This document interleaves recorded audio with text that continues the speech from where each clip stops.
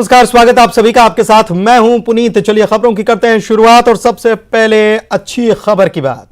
Commonwealth games जो है इसमें भारत ने एक और गोल्ड हासिल कर लिया। कुश्ती में कमाल कर दिया हमारे खिलाड़ी ने, रवि दहिया ने कमाल किया और कुश्ती में एक और गोल्ड मेडल भारत को उन्होंने दिला दिया। ये कुल 10वां गोल्ड मेडल भारत के पास आया है। कॉमनवेल्थ गेम्स में हमारे खिलाड़ी लगातार जलवा दिखा रहे हैं और गोल्ड अभी और आने वाले हैं, क्योंकि हमारे खिलाड़ी जो हैं अच्छा प्रदर्शन कर रहे हैं, बेहतरीन प्रदर्शन कर रहे हैं। उम्मीद अब महिला क्रिकेट से भी की जा सकती है, क्योंकि वो भी टीम फाइनल में पहुंच चुकी है। लेकिन आज का दिन रवि दहिया के नाम रहा, क्योंकि भारत को 10वां गोल्ड उन्होंने दिलाया है। नाइजीरिया के पहलवान वेल्सन से मुकाबला उनका था और उन्होंने वेल्सन को पटखनी दी।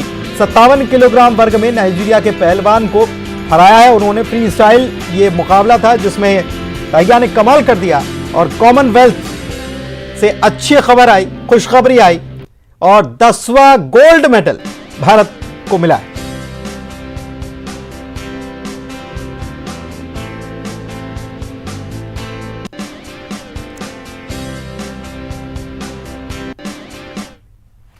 चलिए बढ़ते हैं आगे, अगली खबर की बात करते हैं। बिलासपुर से बड़ी खबर बता रहे हैं, जहां पर बिजली दफ्तर में आज हंगामा हो गया और बड़ी संख्या में स्थानीय लोग जो हैं बिजली दफ्तर पहुंचे थे। यहां कर्मचारी अधिकारियों से बहस हुई है।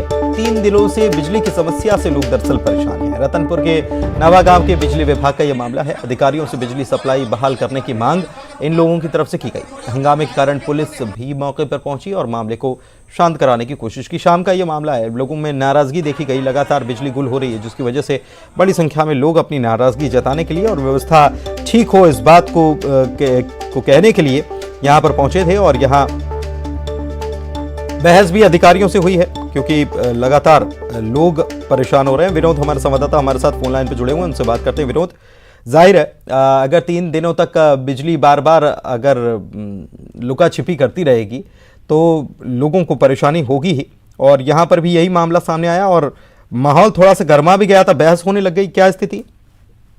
देखिए पुनीत, अभी भी ग्रामीण डटे हुए हैं और उनकी मांग एक ही है कि 3 दिनों से चूंकि बिजली आपूर्ति पूरी तरह से ठप है, दैनिक जो रोजमर्रा के काम हैं, चाहे वो नहाना हो, पानी पीने के लिए लाना हो, ये तमाम चीजें प्रभावित हो रही हैं। और अब चूंकि बरसात का मौसम है, वैसे भी पानी जो है प्रदूषित हो जाता है।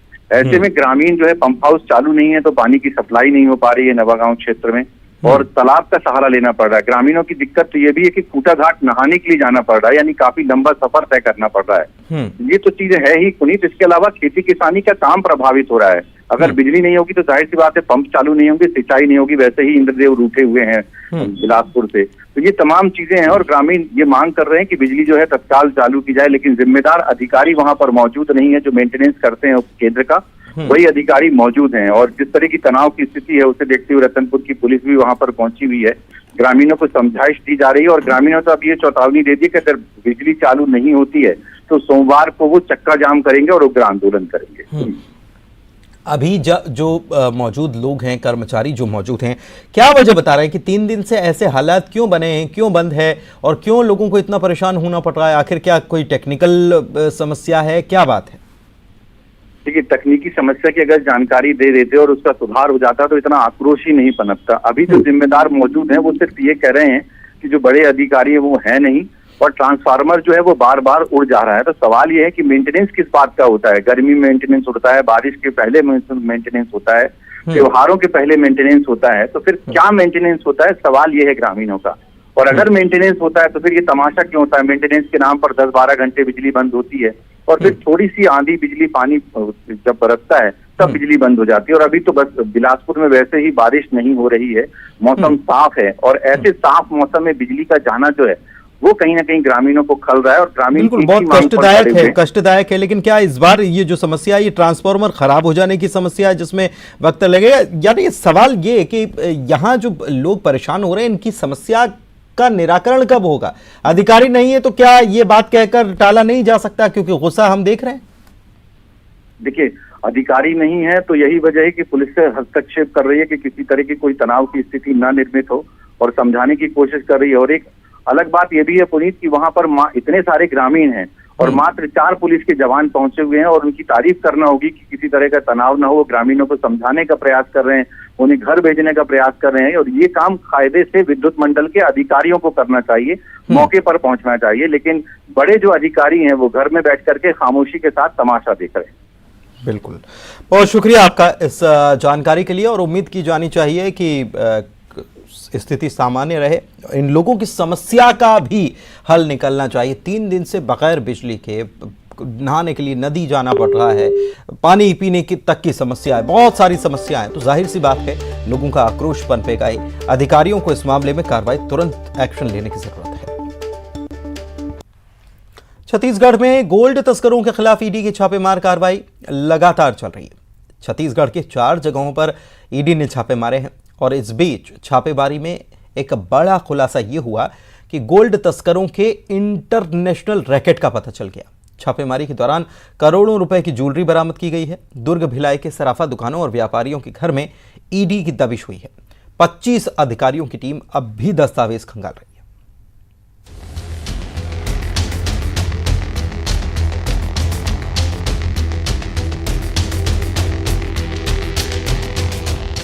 करीब 2 दिनों से छत्तीसगढ़ में ईडी की छापे की कार्रवाई चल रही है। इससे लेकर अब सनसनीखेज खुलासा हुआ है।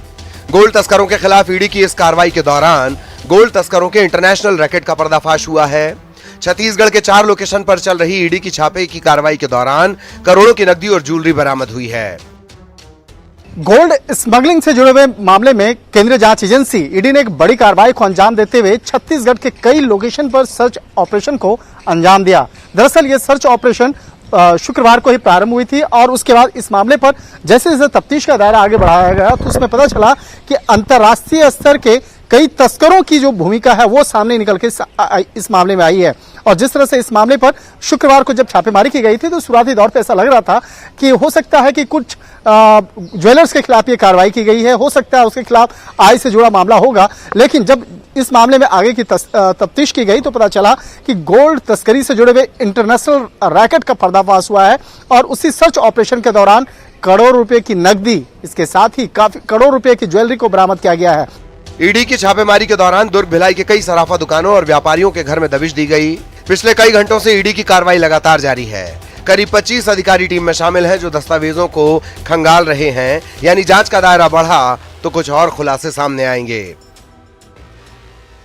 दुर्ग जिले में पिछले 32 घंटे से ईडी की कार्रवाई लगातार जारी है। कल सुबह अधिकारी यहां पर पहुंचे हुए थे, उसके बाद में हर स्थानों पर दबिश दी गई है, जिसमें सहेली ज्वेलर्स के 4 संस्थान शामिल हैं। इसी तरह से नौकार ज्वेलर्स, सराफा व्यवसायी प्रकाश सांखला और एक सीए सुरेश कोठारी का दफ्तर शामिल है। तो लगातार यहां पर कार्रवाई जारी है।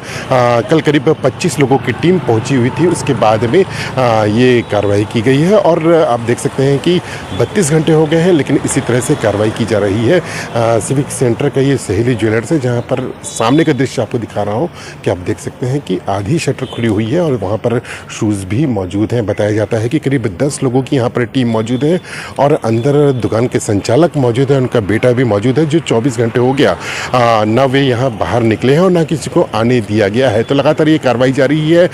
दस्तावेजों को खंगाला जा रहा है और वहाँ पर ये पता किया जा रहा है कि आखिरकार आय व्यय जो है उसमें किस तरह से गड़बड़ी पाई गई है। बताया जा रहा है कि ईडी की टीम में दिल्ली समेत देश के अलग अलग राज्यों के अफसर शामिल हैं। ईडी के अफसर अभी दस्तावेजों की जांच कर रहे हैं। इस दौरान किसी को अंदर और बाहर जाने नहीं दिया जा रहा। प्रदेश में इनकम टैक्स के बाद ईडी के छापों से हड़कंप मचा है। ईडी की टीम ने रायपुर के सुमित ज्वेलर्स, पगारिया ज्वेलर्स, कपड़ा कारोबारी शांतिलाल बरड़िया के ठिकानों पर दबिश दी है। वहीं दुर्ग में भी टीम ने सहेली ज्वेलर्स, नवकार ज्वेलर्स के ठिकानों पर छापे की कार्रवाई की। इससे पहले 3 अगस्त को आईटी की टीम ने रायपुर, कोरबा और रायगढ़ में स्टील और पावर प्लांट से जुड़े कारोबारियों के यहां छापा मारा था। दिल्ली से शंकर आनंद और दुर्ग से मिथिलेश ठाकुर के साथ ब्यूरो रिपोर्ट, न्यूज़ 18। और दिल्ली से बड़ी खबर आपको बता रहे हैं, सीएम भूपेश बघेल ने केंद्रीय गृह मंत्री अमित शाह से मुलाकात की है। अमित शाह के आवास पर दोनों नेताओं की मुलाकात हुई। दोनों के बीच आधे घंटे तक बात हुई। जानकारी के मुताबिक नक्सल समेत राज्य के अन्य कई मुद्दों पर दोनों नेताओं के बीच में चर्चा हुई है।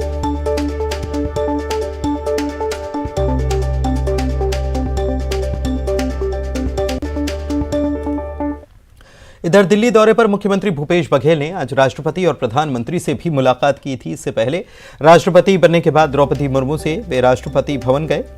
उनकी ये पहली मुलाकात रही। सीएम भूपेश बघेल ने प्रधानमंत्री नरेंद्र मोदी से भी मुलाकात की।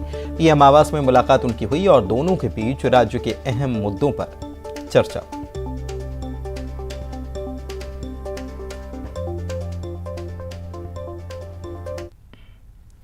और चलिए एक और अच्छी खबर आ गई कॉमनवेल्थ गेम से, और आज का दिन भी बहुत खास है, बहुत अच्छा दिन रहा भारत के लिए। भारत को एक और गोल्ड मिला है कुश्ती में। भारत को एक और गोल्ड विनेश फोगाट ने दिला दिया है, और यह गोल्ड 11वां गोल्ड। आज का दिन भी बहुत शानदार, 11वां गोल्ड भारत को मिला।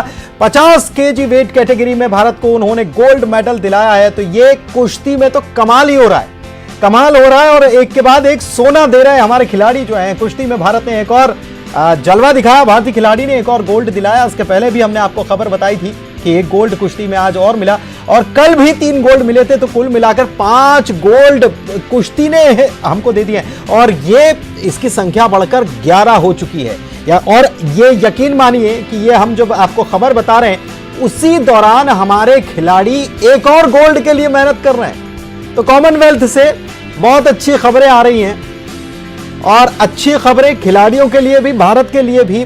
आजादी के अमृत महोत्सव में खिलाड़ियों का योगदान देखिए। अमृत महोत्सव को इन्होंने और जोशीला बना दिया है, और हर भारतीय को अपने खिलाड़ियों पर गर्व हो रहा है। कॉमनवेल्थ से अच्छी खबर, कुश्ती में भारत को एक और गोल्ड हासिल हुआ। विनेश फोगाट ने यह भारत को 11वां गोल्ड दिलाया। 50 किलोग्राम वेट कैटेगरी में भारत को ये उन्होंने गोल्ड मेडल हासिल कराया। चलिए बढ़ते हैं आगे। मंत्री मोहम्मद अकबर ने कवर्धा नगर पालिका के लोगों को आवासीय पट्टे की सौगात दी।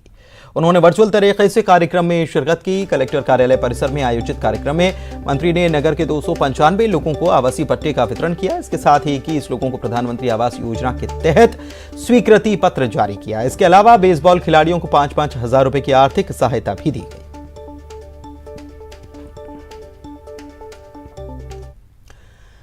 सूरजपुर से बड़ी खबर आपको बता रहे हैं। स्कूल के प्रिंसिपल पर छेड़छाड़ का आरोप लगा है। 2 नाबालिग छात्राओं ने प्रिंसिपल पर यह गंभीर आरोप लगाए, जिसके बाद परिजन जो थे गुस्साए थे और प्रिंसिपल की जाकर पिटाई कर दी। कोतवाली के सामने ही पिटाई की गई। पुलिस ने हालांकि आरोपी प्रिंसिपल को अब गिरफ्तार भी कर लिया है। 2 बच्चियों ने यह आरोप लगाए हैं। बड़ी खबर आपको बता रहे हैं, 2 नाबालिग छात्राएं हैं, उन्होंने प्रिंसिपल पर आरोप लगाए, जिसके बाद परिजनों को जब खबर लगी कि प्रिंसिपल छेड़खानी के आरोप हैं तो गुस्से में आए परिजनों ने प्रिंसिपल को कोतवाली में ही धुन दिया। बाद में पुलिस ने प्रिंसिपल को गिरफ्तार कर लिया। सूरजपुर से बड़ी खबर आपको।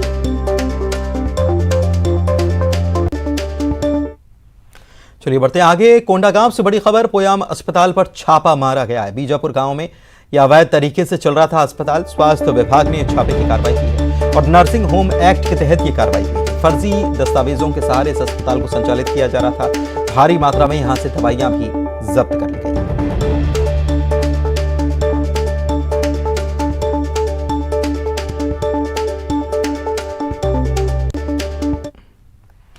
शराबबंदी को लेकर सियासत तो खूब होती है, लेकिन शासन प्रशासन की राह ताके बिना शराब पर लगाम लगाने की हिम्मत सभी नहीं कर पाते, लेकिन कुछ जरूर करते हैं। बालोद के घुमका गांव ने यह साहस कर दिखाया। धमकियों से डरे बगैर ग्रामीण शराब के खिलाफ खड़े हो गए। शराब के खिलाफ ग्रामीणों ने सख्ती दिखाई। इसमें महिलाओं ने अहम भूमिका निभाई। धमकी काम ना आई, घुमका ने सख्ती दिखाई। दारूबाजी पर पाबंदी, ग्रामीणों ने की शराबबंदी। बालोद जिला मुख्यालय से 10 किलोमीटर की दूरी पर बसा घमका गांव। करीब 3000 की आबादी वाले इस गांव में अब शराब के कारण हंगामा नहीं होगा। ग्रामीणों ने ऐसी सख्ती दिखाई है कि हंगामा करने से पहले सैकड़ों दफा सोचना पड़ेगा। इस गांव में हाल ही में एक ग्रामीण ने गांव में अवैध शराब बेचने वाले के खिलाफ आवाज बुलंद की थी और जनप्रतिनिधियों के साथ ही थाने में शिकायत की थी, जिसके बाद आरोपी ने घर जाकर उसे डराया धमकाया। लेकिन डरने की बजाय ग्रामीण गांव के जनप्रतिनिधियों को इसकी जानकारी दी और फिर शराब की समस्या को खत्म करने के लिए गांव में आपातकालीन बैठक रखने का फैसला लिया गया। हमारे गांव में माहौल बहुत बिगड़ रहा था। गांव में चौक चौराहा में गली में गाली गलौज करते थे। अवैध शराब के कारण ये सब हो रहा था, जिसके चलते गांव के छोटे छोटे बच्चे लोग भी बिगड़ रहे थे। वो लोग भी शराब को पी रहे थे और गांव में माहौल खराब हो रहा था, जिसको देखते हुए गांव बंद करके महिलाओं एवं पुरुषों का बैठक किया गया, जिसमें महिलाएं अपनी सहभागिता अच्छे तरह से निभाई। महिलाएं आगे आकर इन अवैध शराब बेचने वालों को और गाली गलौज करने वालों को अर्थदंड से दंडित किए हैं।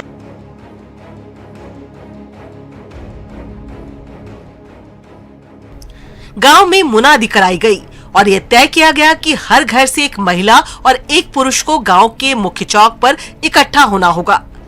इस दिन किसी भी ग्रामीण के कहीं जाने पर पाबंदी लगा दी गई।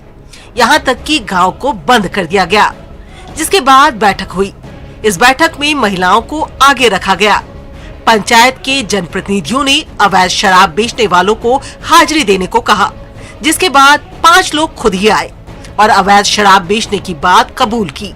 बैठक में मौजूद महिलाओं ने इससे 2-2 हजार रुपए अर्थदंड वसूल किए। इन्होंने शराब नहीं बेचने का भरोसा ग्रामीणों को दिलाया, जिसके बाद पंचायत के पास मौजूद अवैध शराब बेचने वालों की लिस्ट में से 7 लोगों के नाम को सार्वजनिक किया गया और इनसे 5-5 हजार रुपए जुर्माना वसूला गया। इसके साथ ही इनसे शराब नहीं बेचने की सहमति ली गई। कि माहौल ही ऐसा हो गया था कि यहाँ शराब बिक्री और हुड़दंग बहुत ज़्यादा हो गया था। इस कारण हम लोग महिलाएं हैं, पुरुष वर्ग है, सब लोग इस माहौल को देखते हुए एक गांव बंद करके एक मीटिंग दिए और सर्वसहमति से यहाँ पर उस बात को रखे हैं कि यहाँ पर अवैध शराब बिक्री और यहाँ पीने वाले का और छोटे छोटे बच्चों पर ज्यादा असर हो रहा था। इसको देखते हुए हम लोग ये निर्णय लिए हैं कि गांव में शराबबंदी पर रोक लगाया जाए, बिक्री पर।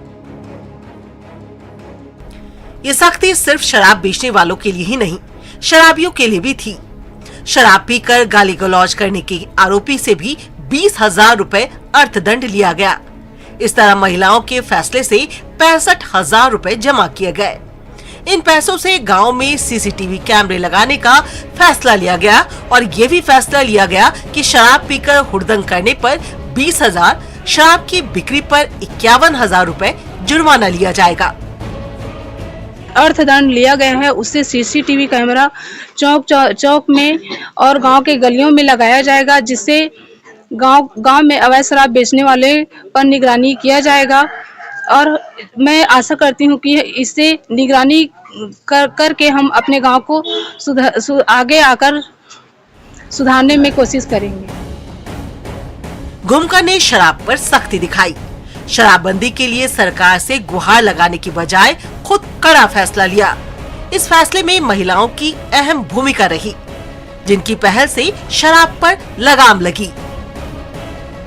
बालोद से न्यूज़ 18 के लिए दिलेश्वर देवांगन की रिपोर्ट। चलिए बढ़ते आगे और छत्तीसगढ़ का कोरोना अपडेट अब आपको बता देते हैं कि कोरोना की स्थिति क्या है। बीते 24 घंटे में छत्तीसगढ़ में 493 नए मरीज कोविड के पाए गए हैं, जो कल से फिर से बढ़ गए। कल 425 के आसपास मरीज थे, आज 493 मरीजों की संख्या बढ़ी है। बीते 24 घंटे की अगर बात की जाए तो ये आंकड़ा और डराने वाला, क्योंकि 4 मरीजों की मौत हो गई। कल 3 लोगों ने दम तोड़ दिया था। इसके पहले के आंकड़े एक मरीज की मौत हो रही थी, लेकिन आज ये आंकड़ा जो है चिंता वाला है, क्योंकि 4 मरीजों की जान चली गई है। दुर्ग से खबर यह है कि 2 और रायपुर और बिलासपुर में एक मौत हुई। दुर्ग में 70 मरीज मिले हैं और रायपुर में 46 मरीज मिले हैं। अच्छी बात यह है कि रायपुर में पॉजिटिव मरीजों की संख्या कम हुई है, लेकिन दुर्ग में यह संख्या बढ़ गई है और ये एक बार फिर से अलार्मिंग सिचुएशन, क्योंकि 500 के करीब ये आंकड़ा फिर से हो गया। 2 दिनों में थोड़ी सी गिरावट देखी गई, लेकिन फिर से ये ग्राफ जो है ये बढ़ गया है। और इसी के साथ छत्तीसगढ़ दिन भर के इस बुलेटिन में फिलहाल इतना ही। हमारी पूरी टीम को दीजिए इजाजत। नमस्कार।